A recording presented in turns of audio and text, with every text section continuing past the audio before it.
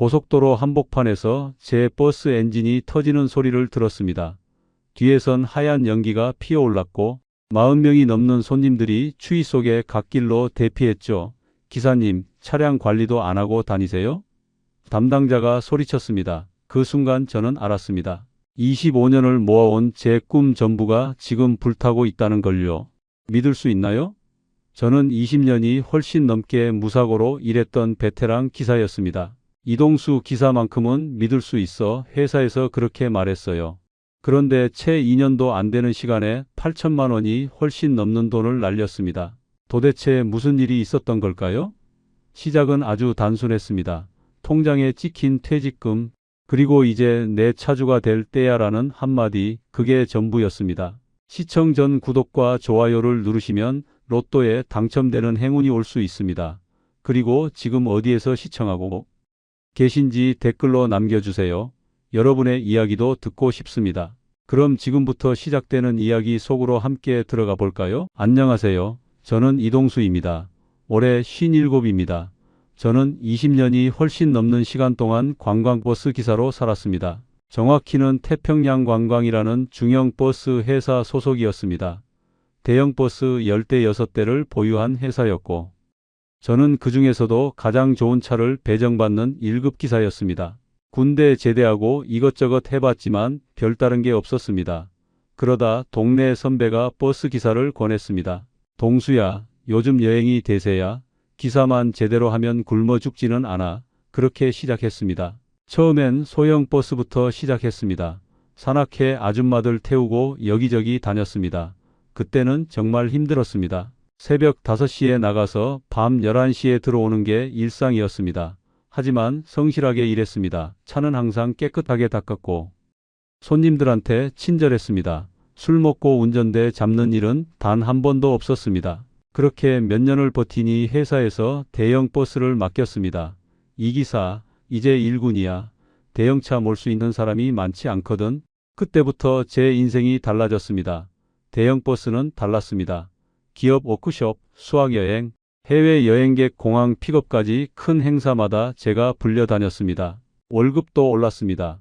처음 100만 원 조금 넘게 받던 월급이 200만 원, 250만 원으로 올랐습니다. 성수기엔 인센티브까지 붙어서 300만 원 넘게 받을 때도 있었습니다. 결혼도 했습니다. 아내는 제가 성실하다는 걸 알았습니다. 술 안 마시고 담배 안 피우고 매달 월급 꼬박꼬박 집에 갖다 주는 남자였으니까요. 아들 하나 낳고 딸 하나 낳습니다. 아이들 키우며 평범하게 살았습니다. 그런데 20년이 훨씬 넘게 일하다 보니 어느 순간 생각이 들더군요. 나 이렇게 계속 남의 차만 몰다가 늙는 건가? 회사 월급은 나쁘지 않았습니다. 하지만 딱 거기까지였습니다. 아무리 성실하게 일해도 월급은 300만 원 선이었습니다. 반면 회사는 제가 하루 운행할 때마다 적게는 7, 80만 원, 많게는 100만 원이 훨씬 넘는 돈을 받았습니다. 저한테 떨어지는 돈은 하루 일당 10만 원 조금 넘는 수준이었습니다. 기름값, 톨게이트, 차량 유지비 전부 회사가 부담했지만 그래도 서러웠습니다. 제가 운전하는 건데. 큰 돈은 회사가 다 가져가는 구조였으니까요. 특히 사장 아들이 부사장으로 들어오고 나서부터는 더 그랬습니다.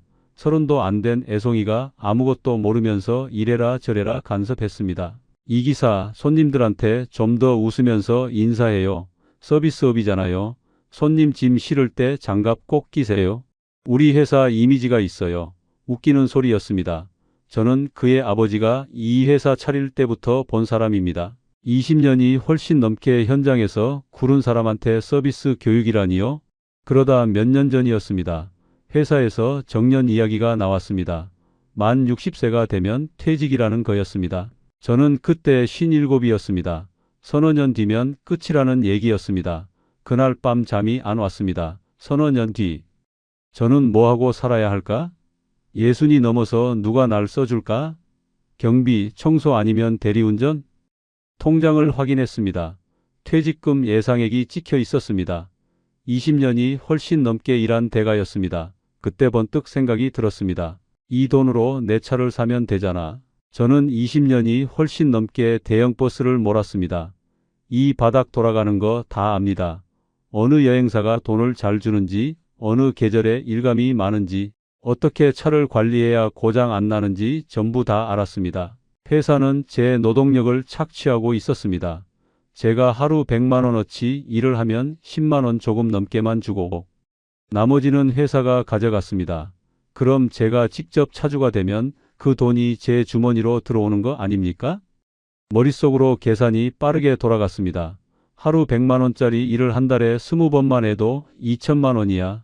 여기서 기름값이랑 이것저것 빼도 1,000만 원은 훨씬 넘게 남네. 회사 월급 300만 원이랑은 비교도 안 되잖아. 가슴이 뛰기 시작했습니다. 왜 이 생각을 진작 못했을까? 나는 20년이 훨씬 넘게 일한 전문가인데 왜 계속 남의 밑에서 일당이나 받고 있었던 걸까? 그런데 더 결정적인 사건이 있었습니다. 어느 날 회사 후배 한 명이 독립을 했습니다. 박 기사라는 친구였는데 저보다 경력이 훨씬 짧았습니다.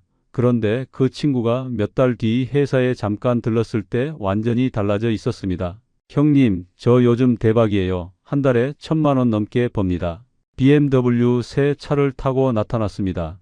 명품 시계를 차고 있었습니다. 형님도 빨리 나오세요. 회사 월급 받는 거 바보 같은 짓이에요.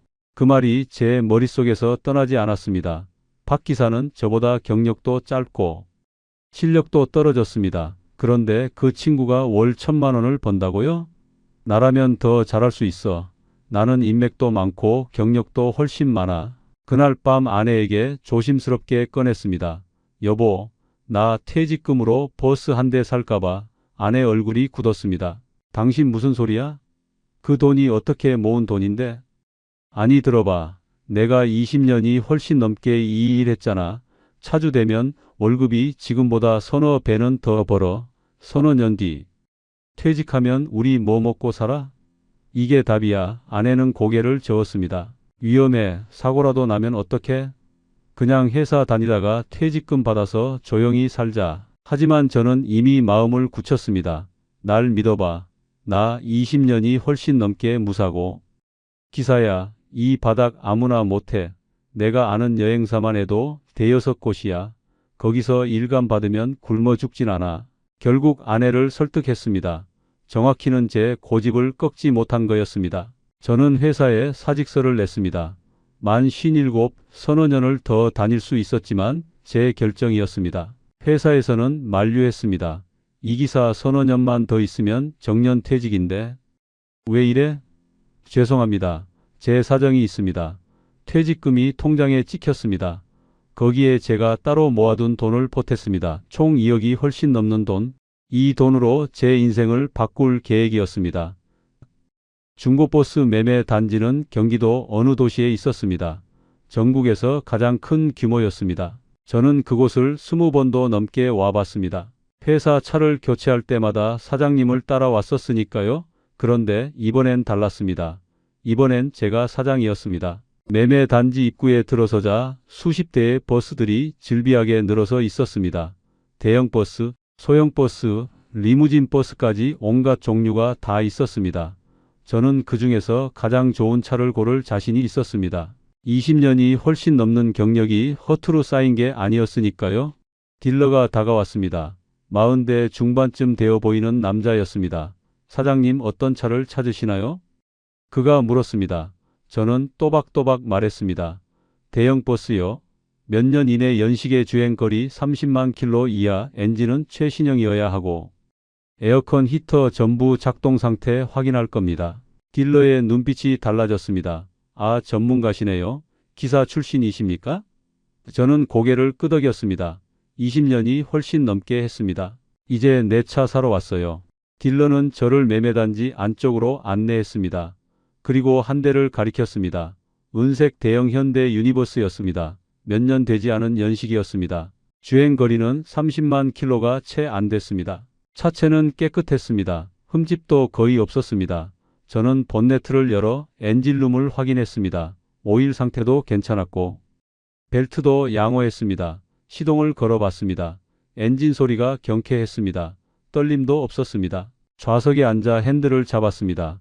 20년이 훨씬 넘게 수천 번 잡아봤던 그 감촉이었지만 이번엔 달랐습니다. 이건 제 차였습니다.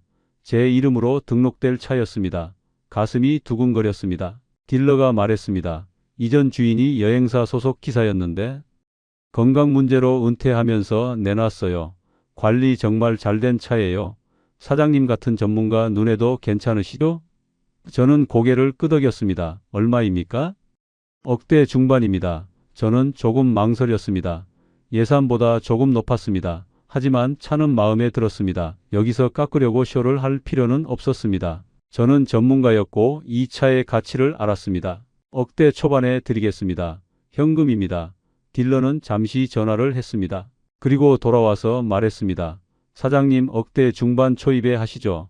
현금이시니까 제가 최대한 낮춰드린 겁니다. 저는 악수를 청했습니다. 좋습니다. 그 자리에서 계약서를 썼습니다. 저는 제 통장에서 돈을 송금했습니다. 20년이 훨씬 넘게 모은 돈이 숫자 하나로 빠져나가는 순간이었습니다. 하지만 두렵지 않았습니다. 오히려 가슴이 벅찼습니다. 그런데 여기서 제가 몰랐던 게 하나 있었습니다. 관광버스는 개인 명의로 등록할 수 없다는 거였습니다. 법인을 만들어야 했습니다. 딜러가 친절하게 알려줬습니다. 사장님, 1인 법인 설립하셔야 해요. 비용은 300만 원 정도 나갑니다. 300만 원 예상 못한 비용이었습니다. 하지만 어쩔 수 없었습니다. 법무사를 통해 법인을 설립했습니다. 회사 이름은 동수관광으로 지었습니다. 사업자 등록증에 제 이름이 대표로 찍혔습니다. 기분이 묘했습니다. 며칠 뒤 차량 등록이 완료됐다는 연락을 받았습니다. 저는 다시 매매 단지로 향했습니다. 이번엔 아내도 함께 갔습니다. 딜러가 저에게 서류 봉투와 열쇠를 건넸습니다. 차량 등록증에는 제 법인 이름이 또박또박 적혀 있었습니다. 저는 그 글자를 한참 바라봤습니다. 아내도 옆에서 조용히 서류를 들여다봤습니다. 아내 눈가가 조금 붉어져 있었습니다. 당신 정말 잘할 수 있지? 아내가 물었습니다. 저는 아내 손을 꼭 잡았습니다. 걱정하지 마. 나 20년이 훨씬 넘게 했어. 이제 우리 편하게 살 거야. 버스에 올라탔습니다. 운전석에 앉았습니다. 핸들을 잡았습니다. 이 순간이 꿈만 같았습니다. 20년이 훨씬 넘게 남의 차를 몰았습니다. 이제는 제 차였습니다. 시동을 걸었습니다. 엔진이 부드럽게 깨어났습니다. 집 근처 차고지에 도착했습니다. 한 달 임대료 50만 원짜리 공간이었습니다. 작은 사무실도 딸려 있었습니다. 제 사업장이었습니다. 보증금으로 500만 원이 나갔습니다. 또 예상 못한 비용이었습니다. 계산을 해봤습니다. 버스 억대 중반, 법인 설립 300만 원, 차고지 보증금 500만 원, 벌써 억대 후반이 훌쩍 넘게 나갔습니다. 통장에 남은 돈은 7천만 원 정도였습니다. 다음 날부터 본격적으로 일을 시작하기로 했습니다. 저는 20년이 훨씬 넘게 쌓은 인맥이 있었습니다. 단골 여행사가 서너 곳 있었고 기업 워크숍 담당자들 연락처도 수십 개 갖고 있었습니다. 저는 그날 밤 명함을 만들었습니다. 동수관광 대표 이동수, 대형버스, 전세, 안전운행 20년 이상 무사고 명함을 들고 거울을 봤습니다. 57살 남자가 거기 서 있었습니다. 주름이 깊게 파인 얼굴이었지만 눈빛만큼은 젊은 청년처럼 빛나고 있었습니다. 명함을 들고 가장 먼저 찾아간 곳은 서울관광이었습니다. 제가 회사 다닐 때 가장 자주 일감을 받았던 곳이었습니다. 서울 어느 지역에 있는 중형 여행사였습니다. 대표는 황민석 사장이었습니다. 50대 초반의 마른 체격 남자였습니다. 저는 그와 15년을 함께 일했습니다. 수학여행 시즌마다 해외 여행객, 공항 픽업 때마다 그가 부르면 저는 달려갔습니다. 여행사 문을 열고 들어갔습니다. 황 사장은 책상에서 전화 통화 중이었습니다. 저를 보더니 눈이 휘둥그레졌습니다. 통화를 끊고 일어섰습니다. 이 기사님 아닙니까? 웬일이세요? 저는 명함을 내밀었습니다. 이제 독립했습니다. 제 차 샀어요. 황 사장이 명함을 받아들었습니다. 동수관광이라, 이 기사님이 차주가 되셨네요. 축하드립니다. 저는 웃으며 말했습니다. 앞으로 일 좀 주십시오. 사장님이랑 일한 지가 벌써 15년 아닙니까? 제 실력은 아시잖아요. 황 사장은 고개를 끄덕였습니다. 그럼요, 이 기사님 실력이야. 제가 근데 요즘 경기가 영 안 좋아서요. 단체 관광이 많이 줄었어요. 저는 조금 실망했지만 태연하게 말했습니다. 그래도 수학여행 시즌 곧 오잖아요. 그때 저 좀 불러주세요. 황 사장은 애매하게 웃었습니다. 그러죠 뭐 연락드릴게요. 그런데 저는 여기서 치명적인 실수를 했습니다. 명함만 돌리고 나온 겁니다. 밥 한 번 사지 않았습니다. 커피 한 잔 안 샀습니다. 15년 인연인데 뭐 그런 것까지 해야 하나? 그렇게 생각했습니다. 두 번째, 세 번째, 네 번째 여행사도 마찬가지였습니다. 명함만 돌리고 왔습니다. 인맥 관리라는 걸 저는 몰랐습니다. 아니, 알았지만 낭비라고 생각했습니다. 실력으로 인정받으면 되지 왜 돈을 써야 해? 일주일이 지났습니다. 전화는 조용했습니다. 저는 조금 불안해지기 시작했습니다. 차고지 월세는 매달 나갔고 보험료도 빠져나갔습니다. 일을 안 해도 한 달에 기본 100만 원이 나가는 구조였습니다. 그런데 또 하나 제가 몰랐던 게 있었습니다. 감가상각이라는 개념이었습니다. 버스는 산 순간부터 가치가 떨어집니다. 매년 2천만 원씩 가치가 하락한다는 걸 저는 몰랐습니다. 차는 10년 타면 되지 뭐 그렇게만 생각했습니다. 회계 지식이 전무했습니다. 손익계산서가 뭔지 현금 흐름이 뭔지 아무것도 몰랐습니다. 장사만 잘하면 되지 그게 제 생각의 전부였습니다. 열흘째 되던 날 밤 드디어 전화가 왔습니다. 서울관광 황 사장이었습니다. 이사장님, 저 황민석입니다. 내일 일감 하나 있는데 받으시겠어요? 가슴이 뛰었습니다. 당연하죠. 어디로 가는 겁니까? 남쪽 어느 도시요? 하루 이틀 기업 워크숍인데 내일 아침 일찍 어느 지역 오피스텔 앞으로 오시면 됩니다. 비용은 100만 원 조금 넘게 드릴게요. 100만 원이 훨씬 넘는 돈, 제가 회사 다닐 때 회사가 받던 금액이었습니다. 그때 저는 하루 10만 원 조금 넘게만 받았습니다. 이제는 그 돈 대부분이 제 몫이었습니다. 알겠습니다. 제가 깔끔하게 모시고 오겠습니다. 전화를 끊고 아내에게 소리쳤습니다. 여보, 첫 일감 들어왔어. 아내가 주방에서 나왔습니다. 정말?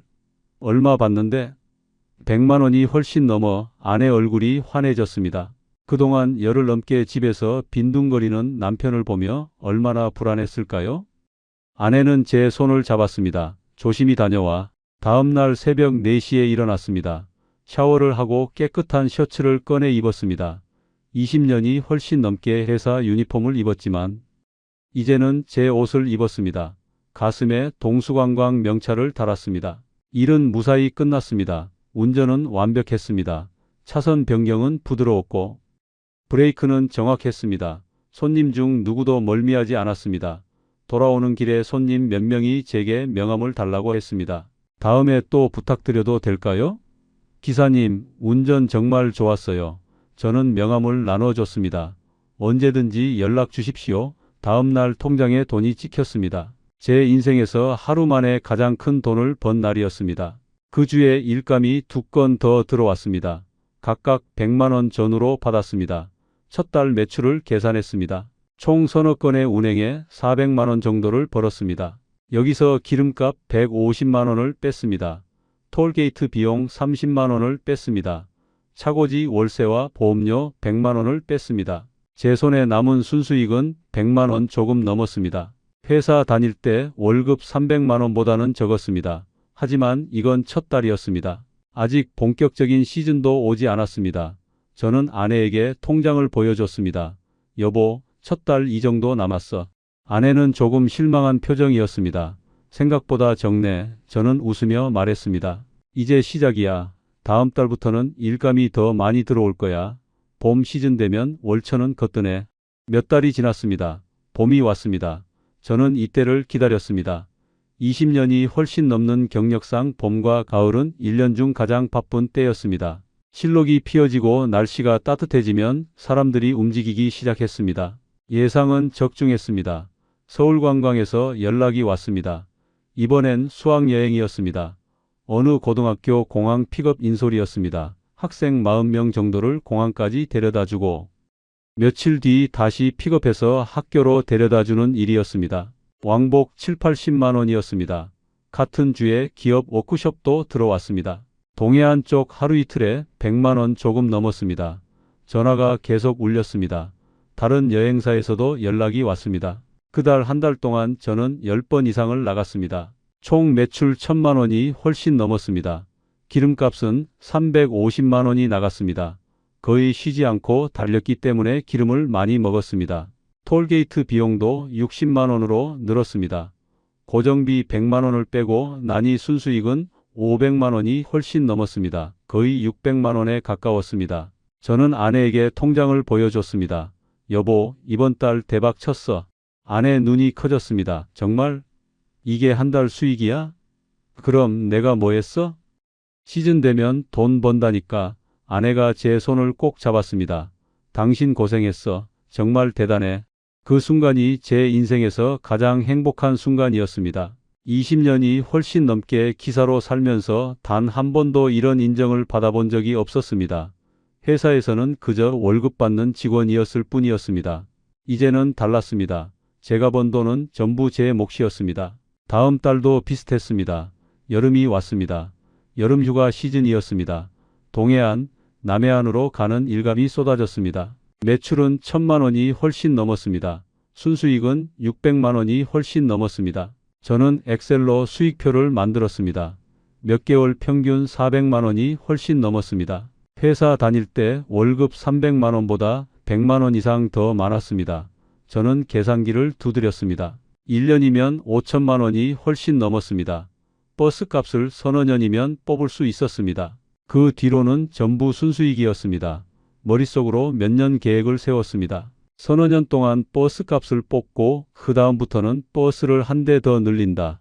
그럼 기사를 한 명 고용해서 제2의 월급을 만든다. 몇 년 차가 되면 저는 직접 운전을 안 해도 된다. 사무실에서 일감만 받으면 된다. 어느 날 저녁 아내와 딸 아들과 함께 외식을 했습니다.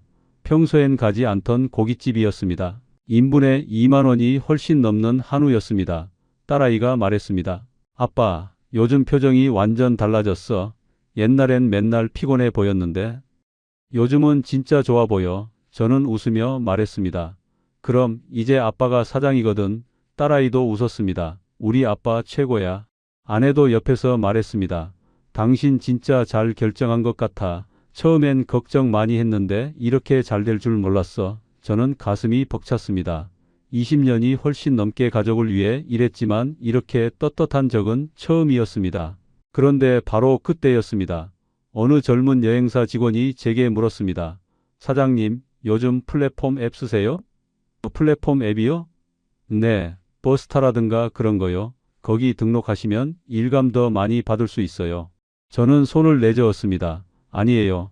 저는 단골 여행사들이 있어서 괜찮습니다. 사실은 그런 게 있는지도 몰랐습니다. 젊은 애들이나 쓰는 거라고 생각했습니다. 나는 경력으로 먹고 사는 사람이야. 그런 거 필요 없어. 그게 제 첫 번째 실수였습니다. 세상이 바뀌고 있다는 신호를 무시한 겁니다. 가을이 왔습니다. 단풍 시즌 시작이었습니다. 저는 이번에도 큰 기대를 했습니다. 가을은 봄과 함께 1년 중 가장 돈을 많이 버는 시기였으니까요. 그런데 이상한 일이 벌어졌습니다. 서울관광 황 사장에게 먼저 전화를 걸었습니다. 사장님, 단풍철인데 일정 나온 거 없습니까? 황 사장의 목소리가 미묘하게 달라져 있었습니다. 아, 이 사장님, 그게 말이죠. 요즘 단체 관광이 많이 줄었어요. 저는 의아했습니다. 무슨 소리입니까? 작년까지만 해도 가을엔 버스가 모자라서 난리였잖아요. 황 사장이 한숨을 쉬었습니다. 이 사장님도 모르시나 본데 요즘은 다 개별 여행이에요. 애들이 인터넷인가 뭔가 보고 자기들끼리 렌터카 빌려서 다녀요. 대형버스 단체 관광은 진짜 옛날 얘기예요. 저는 당황했습니다. 그래도 어르신들 산악회는 있지 않습니까? 산악회요? 그것도 요즘 많이 없어졌어요. 회원들이 다 나이 들어서 산을 못 올라가요. 예전에 저희랑 거래하던 산악회 서너 곳이 작년에 다 해체됐어요. 전화를 끊고 멍하니 앉아 있었습니다. 다른 여행사에도 전화를 걸었습니다. 거기도 비슷한 대답이었습니다. 요즘은 소형 버스만 나가요. 20명 정도 타는 거나 10명 미만 타는 거요. 대형 버스는 거의 안 움직여요. 그달 한 달 동안 일감이 딱 서너 번 들어왔습니다. 매출은 400만 원 정도였습니다. 순수익은 150만 원이었습니다. 저는 불안했습니다. 하지만 스스로를 달랬습니다. 가을이 원래 비수기야. 다음 달 되면 괜찮아질 거야. 하지만 다음 달은 더 나빴습니다. 단풍이 절정이었습니다. 산들이 모두 붉게 물들었습니다. 저는 전화기를 붙들고 있었습니다. 하지만 전화는 울리지 않았습니다. 저는 직접 여행사들에게 전화를 돌렸습니다. 사장님, 저 이동수입니다. 이번 주 일정 없으십니까? 대답은 늘 비슷했습니다. 요즘 일감이 없어서요. 있으면 연락드릴게요. 그달 한 달 동안 일감이 5번 정도 들어왔습니다. 매출 500만 원에 순수익 200만 원이었습니다. 통장 잔고를 확인했습니다. 초기 투자한 돈에서 몇 개월 동안 조금씩 빠져나간 돈을 빼니 점점 줄어들고 있었습니다. 아직 괜찮았습니다. 저는 스스로를 달랬습니다. 겨울 되면 또 괜찮아질 거야. 스키장 시즌 있잖아. 하지만 겨울은 더 나빴습니다. 일감이 딱 서너 번 들어왔습니다. 매출 300만 원에 순수익은 50만 원이었습니다. 그리고 어느 달, 한 달 내내 일감이 단 한 건도 들어오지 않았습니다. 차고지에서 버스만 닫고 있었습니다. 매일 아침 일어나서 차고지로 가고 차를 점검하고 청소하고 다시 집으로 돌아왔습니다. 전화기는 조용했습니다. 고정비는 무자비했습니다. 차고지 월세 50만 원이 나갔습니다. 보험료 50만 원이 자동 이체되었습니다. 일을 안 해도 한 달에 100만 원이 빠져나갔습니다. 통장 잔고는 계속 줄어들었습니다. 거리는 겨울 분위기였지만 저는 전혀 즐겁지 않았습니다. 집안 분위기도 무거웠습니다. 아내는 말이 없었고 저도 할 말이 없었습니다. 아들이 물었습니다. 아빠 일 안 나가? 저는 애써 웃으며 말했습니다. 겨울은 원래 비수기야. 봄 되면 괜찮아. 하지만 속으로는 불안이 커져갔습니다. 새해가 되었습니다. 저는 더 이상 기다릴 수 없었습니다. 여행사들에게 다시 전화를 돌렸습니다. 하지만 대답은 뻔했습니다. 이사장님 죄송한데 요즘 정말 일이 없어요. 저희도 힘들어요. 그때 황 사장이 말했습니다. 이사장님 혹시 플랫폼은 안 해보셨어요? 플랫폼이요? 네. 요즘 버스 기사들 다 거기서 일감 받아요. 앱 있잖아요. 거기 등록하시면 일감이 올라와요. 저는 그 앱들을 들어본 적이 있었습니다. 회사 다닐 때 동료 기사들이 말하는 걸 들었습니다. 그거 젊은 애들이나 쓰는 거 아닙니까? 황 사장이 웃었습니다. 무슨 소리예요? 요즘은 다 거기서 받아요. 이사장님도 해보세요. 안 하면 굶어요. 그날 밤 저는 휴대폰에 앱을 깔았습니다. 가입은 간단했습니다. 사업자 등록증과 차량 등록증을 찍어서 올렸습니다. 30분 만에 승인이 났습니다. 앱을 열었습니다. 화면에 실시간으로 일감이 올라왔습니다. 서울 어느 도시 편도 대형버스 60만 원 조금 넘게, 공항 픽업 대형버스 30만 원 조금 넘게. 저는 눈을 의심했습니다. 60만 원 조금 넘게. 제가 여행사에서 받던 금액은 100만 원이 훨씬 넘었습니다. 왕복이면 200만 원 넘게 받았습니다. 그런데 편도에 60만 원 조금 넘게라니요? 손가락이 떨렸습니다. 하지만 선택의 여지가 없었습니다. 한 달 넘게 일을 안 했습니다. 통장에서는 계속 돈이 빠져나가고 있었습니다. 저는 일감을 눌렀습니다. 하지만 이미 늦었습니다. 화면에 마감되었습니다. 라는 글자가 떴습니다. 제가 클릭한 게 불과 몇 초 전이었습니다. 다시 대기했습니다. 새로운 일감이 올라왔습니다. 저는 재빨리 눌렀습니다. 이번엔 성공했습니다. 일감이 배정되었습니다. 고객 연락처가 찍혔습니다. 가슴을 쓸어내렸습니다. 드디어 일을 잡았습니다. 일은 무사히 끝났습니다. 앱에서 정산 버튼을 눌렀습니다. 총 금액 40만 원 조금 넘게, 플랫폼 수수료 20%, 실수령액 30만 원대. 저는 멍했습니다. 수수료가 20%라고요? 거의 10만 원에 가까운 돈이 그냥 사라진 겁니다. 저는 아무것도 안 했는데 플랫폼 회사가 큰 돈을 가져갔습니다. 거기서 기름값을 계산했습니다. 왕복 기름값은 약 20만 원이었습니다. 제 손에 남은 돈은 10만 원 조금 넘었습니다. 하루 종일 운전에 10만 원 조금 넘게 번 겁니다. 회사 다닐 때 일당과 비슷했지만 턱없이 부족했습니다. 그래도 안 하는 것보단 나았습니다. 저는 계속 앱을 켰습니다. 일감을 잡기 위해서는 속도가 중요했습니다. 알림이 뜨면 반 초도 안 되는 시간에 눌러야 했습니다. 조금만 늦으면 다른 기사가 가져갔습니다. 저는 57이었습니다. 휴대폰 화면에 작은 글씨가 잘 안 보였습니다. 돋보기를 끼고 앱을 들여다봤습니다. 젊은 기사들과의 경쟁이었습니다. 그들은 빨랐습니다. 저는 느렸습니다. 며칠 동안 겨우 서너 건을 잡았습니다. 순수익을 계산하니 한 달이면 200만 원도 안 됐습니다. 고정비 100만 원을 빼면 실제로 남는 돈은 100만 원도 안 됐습니다. 회사 다닐 때 월급 300만 원의 3분의 1 수준이었습니다. 저는 이해할 수 없었습니다. 20년이 훨씬 넘는 경력이 무슨 소용입니까?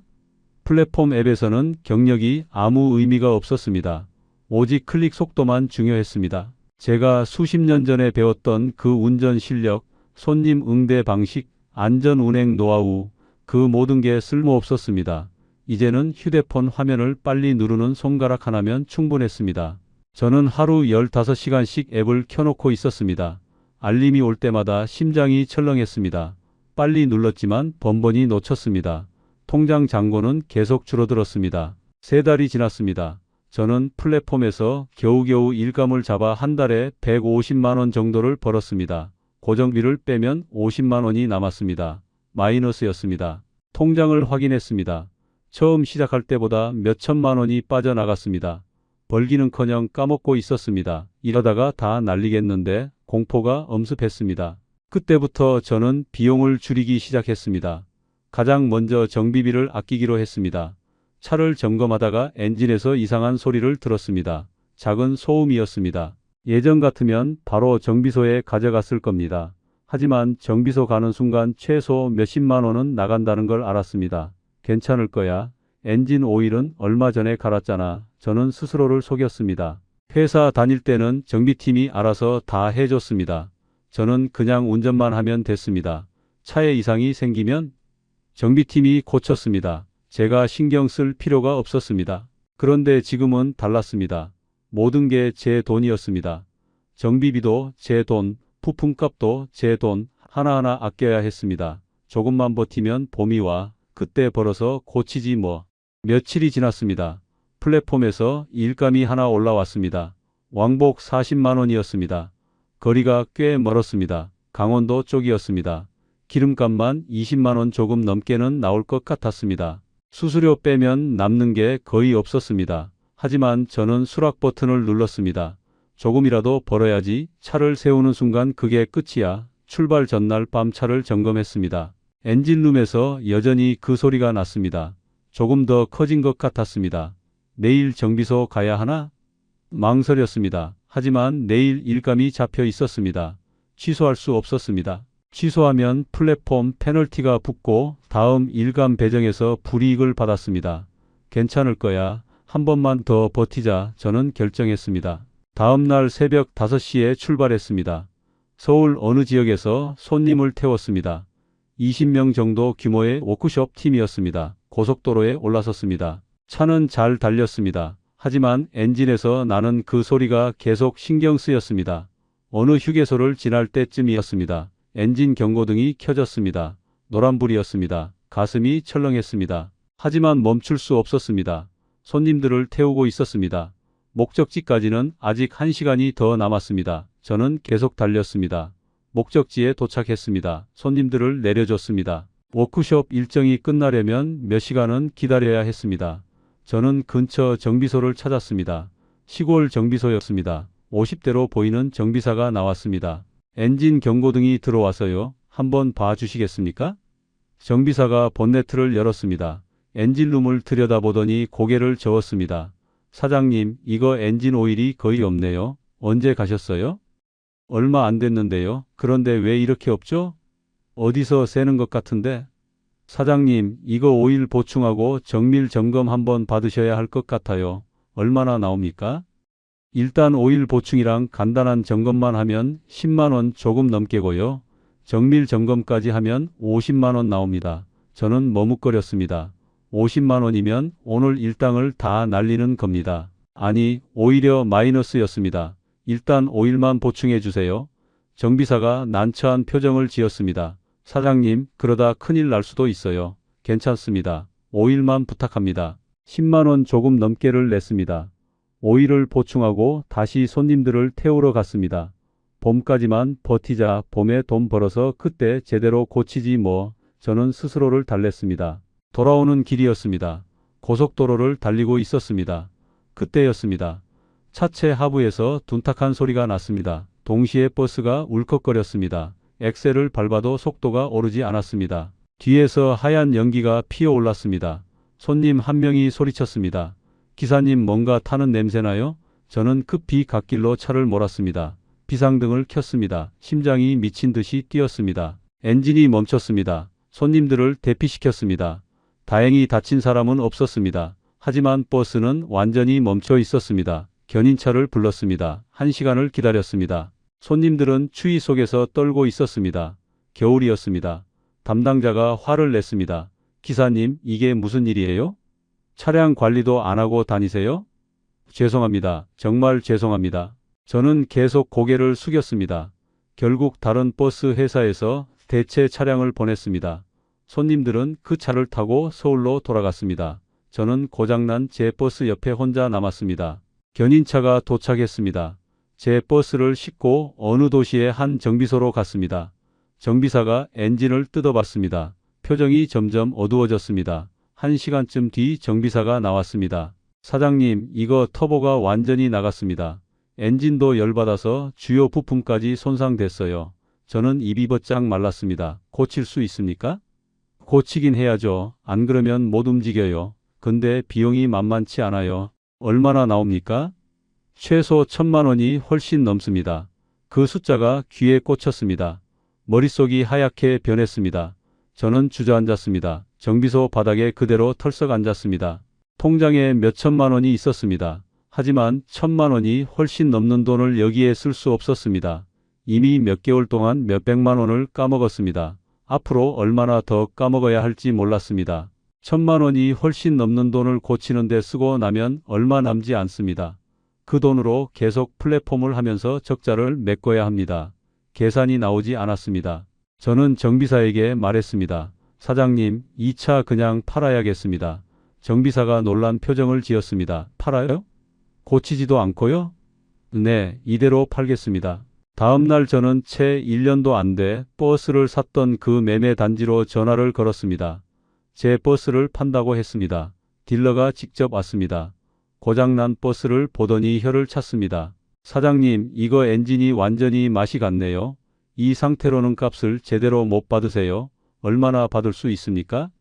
딜러는 계산기를 두드렸습니다. 고철값 생각하고 부품값 빼면요. 사장님, 정말 죄송한데 7천만 원 조금 넘는 게 최선입니다. 채 1년도 안 돼 억대 중반에 산 버스였습니다. 채 2년도 안 돼 반토막이 났습니다. 저는 고개를 끄덕였습니다. 알겠습니다. 계약서를 썼습니다. 돈이 통장에 들어왔습니다. 저는 버스를 마지막으로 바라봤습니다. 채 2년도 안 되는 시간 동안 제 전부였던 그 버스였습니다. 제 꿈이었고 제 미래였고 제 자존심이었습니다. 이제 남의 손에 넘어갔습니다. 집으로 돌아가는 길에 계산을 했습니다. 투자금 억대 후반, 매각금 7천만 원 조금 넘게, 손실 7천만 원 정도, 채 2년도 안 되는 시간 동안 7천만 원 정도를 날렸습니다. 여기에 몇 개월 동안 까먹은 몇백만 원까지 합치면 총 8천만 원이 훨씬 넘는 손실이었습니다. 20년이 훨씬 넘게 모은 돈의 3분의 1이 채 2년도 안 되는 시간에 사라졌습니다. 집에 돌아왔습니다. 현관문을 열자 아내가 거실에 앉아 있었습니다. 제 얼굴을 보더니 표정이 굳었습니다. 어떻게 됐어? 저는 아무 말도 할 수 없었습니다. 그저 소파에 털썩 주저앉았습니다. 차는 어디 있어? 팔았어. 아내 얼굴이 하얗게 질렸습니다. 뭐라고? 엔진이 나가서 고칠 수가 없었어. 그냥 파는 게 나았어. 얼마 받았는데? 7천만 원 조금 넘게. 아내가 비명을 질렀습니다. 7천만 원 조금 넘게요? 억대 중반에 산 걸 7천만 원 조금 넘게 팔았다고요? 저는 고개를 숙였습니다. 아내가 울기 시작했습니다. 당신 미쳤어? 그럼 우리 손해가 얼마야? 8천만 원이 훨씬 넘어. 아내 목소리가 점점 커졌습니다. 내가 뭘 했어? 처음부터 하지 말라고 했잖아. 당신 고집대로 했다가 이 꼴 났잖아. 20년이 훨씬 넘게 고생해서 모은 돈을 채 2년도 안 돼 날렸어. 저는 아무 말도 할 수 없었습니다. 변명의 여지가 없었습니다. 딸이 방에서 나왔습니다. 무슨 일이냐고 물었습니다. 아내가 울면서 설명했습니다. 딸 얼굴도 굳었습니다. 아빠, 그럼 우리 앞으로 어떻게 해? 저는 대답하지 못했습니다. 그날 밤 저는 잠을 이루지 못했습니다. 천장만 바라보며 밤을 샜습니다. 머릿속으로 숫자만 계속 돌아갔습니다. 남은 돈, 여기서 아파트 대출금이 아직 몇천만 원 남아 있었습니다. 딸 결혼 자금도 모아야 했습니다. 아들은 아직 취업을 못했습니다. 이 돈을 까먹기 시작하면 몇 년이면 끝입니다. 저는 다시 일을 해야 했습니다. 하지만 57 남자를 누가 써줄까요? 버스 기사 경력밖에 없는 남자를 누가 원할까요? 한 달을 방 안에 틀어박혀 지냈습니다. 아침에 일어나도 갈 곳이 없었습니다. 차고지도 이제 없었습니다. 버스도 없었습니다. 저는 그저 집 안을 배회하거나 동네를 걸었습니다. 아내는 저와 말을 섞지 않았습니다. 식사 때도 저는 혼자 먹었습니다. 딸도 저를 피했습니다. 가족이 무너지고 있었습니다. 어느 날 아침 신문을 보다가 작은 구인 광고를 발견했습니다. 특급 호텔 셔틀버스 기사 모집, 소형버스, 월 200만 원, 경력 무관, 나이 제한 없음. 저는 그 광고를 오래 바라봤습니다. 소형버스였습니다. 대형버스의 3분의 1 크기였습니다. 월 200만 원이었습니다. 제가 꿈꿨던 월 1000만 원의 5분의 1이었습니다. 하지만 선택의 여지가 없었습니다. 저는 전화를 걸었습니다. 면접은 간단했습니다. 인사팀장이 제 이력서를 보더니 고개를 갸웃했습니다. 20년이 훨씬 넘는 경력의 대형버스까지 모셨는데 왜 소형버스를 지원하셨어요? 저는 잠시 망설이다가 말했습니다. 이제 나이도 있고 큰 차는 부담스러워서요. 인사팀장이 고개를 끄덕였습니다. 알겠습니다. 언제부터 가능하세요? 내일부터라도 가능합니다. 합격하셨습니다. 다음 날부터 출근했습니다. 호텔 유니폼을 받았습니다. 회색 정장에 넥타이였습니다. 가슴에 명찰을 달았습니다. 셔틀 기사라고 적혀 있었습니다. 소형버스였습니다. 작고 가벼운 차였습니다. 대형버스에 비하면 장난감 같았습니다. 업무는 단순했습니다. 호텔에서 공항까지 왕복하는 일이었습니다. 하루 서너 번 왕복했습니다. 아침 일찍 출근해서 오후에 퇴근했습니다. 정해진 시간에 정해진 노선을 달렸습니다. 플랫폼 앱을 볼 필요도 없었습니다. 수수료를 걱정할 필요도 없었습니다. 기름값도 회사가 냈습니다. 수리비도 회사가 부담했습니다. 월급은 정확히 매월 같은 날에 200만 원이 통장에 찍혔습니다. 첫 월급을 받던 날 저는 통장을 한참 바라봤습니다. 200만 원, 채 2년도 안 된 그 시절 저는 600만 원 이상을 벌고 있었습니다. 제 이름이 적힌 버스를 몰며 꿈을 꾸고 있었습니다. 이제는 200만 원이었습니다. 남의 회사 유니폼을 입고 남의 차를 모는 월급쟁이였습니다. 하지만 이상하게도 마음이 편했습니다. 매일 아침 일어나지만 두렵지 않았습니다. 플랫폼 앱 알림에 심장이 철렁할 일도 없었습니다. 엔진에서 이상한 소리가 나도 제가 책임질 일이 아니었습니다. 무엇보다 통장에서 돈이 빠져나가지 않았습니다. 적어도 마이너스는 아니었습니다. 몇 달이 지났습니다. 어느 날 공항에 손님을 내려주고 대기하고 있었습니다. 그때 대형버스 한 대가 옆에 섰습니다. 기사가 내렸습니다. 40대 후반으로 보이는 남자였습니다. 저도 차에서 내렸습니다. 그 기사가 제게 말을 걸었습니다. 형님도 기사세요? 네, 호텔 셔틀 몰아요. 아, 그러세요. 저는 플랫폼 뛰어요. 요즘 일이 없어서 죽겠어요. 저는 고개를 끄덕였습니다. 힘드시겠네요. 힘들죠. 한 달에 300도 못 벌어요. 차는 제 건데 고정비만 150 나가요. 이러다 저도 망할 것 같아요. 그 기사 얼굴이 초췌했습니다. 채 2년도 안 된 그 시절 제 모습이었습니다. 몇 개월이 더 지났습니다. 저는 여전히 소형 셔틀버스를 몰고 있습니다. 매일 아침 일찍 출근해서 호텔과 공항을 왕복합니다. 월급 200만 원을 받습니다. 처음엔 초라했습니다. 대형 버스를 몰던 제가 소형 버스를 모는 게 창피했습니다. 공항에서 옛날 동료 기사들을 마주칠 때면 고개를 숙였습니다. 하지만 이제는 괜찮습니다. 저는 제 처지를 받아들였습니다. 58 남자가 월 200만 원 받으며 안정적으로 일할 수 있다는 게 감사하게 느껴졌습니다. 통장 잔고는 조금씩 쌓이고 있습니다. 몇 개월 동안 200만 원씩 조금씩 모았습니다. 더 이상 줄어들지 않습니다. 아주 천천히지만 쌓이고 있습니다. 아내와의 관계도 조금씩 회복되었습니다. 처음 몇 달은 정말 힘들었습니다. 아내는 저와 말을 섞지 않았습니다. 하지만 제가 매달 200만 원을 꼬박꼬박 집에 갖다 주자 아내 표정이 조금씩 풀렸습니다. 어느 날 저녁 아내가 말했습니다. 당신 요즘 얼굴이 좀 편해 보여. 저는 놀랐습니다. 아내가 먼저 말을 건 게 몇 달 만이었습니다. 그래, 일이 힘들진 않아서 그런가 봐. 아내가 잠시 망설이다 말했습니다. 미안해. 내가 너무 심하게 했지. 저는 고개를 저었습니다. 아니야. 당신 말이 맞았어. 내가 너무 고집을 부렸어. 아내 눈가가 붉어졌습니다. 그래도 당신이 다시 일어선 게 대단해. 다른 사람 같으면 주저앉았을 텐데 저는 아내의 손을 잡았습니다. 오랜만에 잡는 손이었습니다. 따뜻했습니다.